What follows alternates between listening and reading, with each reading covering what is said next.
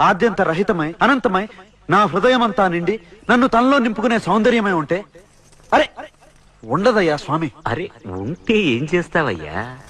ఆ సౌందర్యానికే దాసోహం అంటాను. అయితేరా చూపిస్తాను. పద చూస్తాను.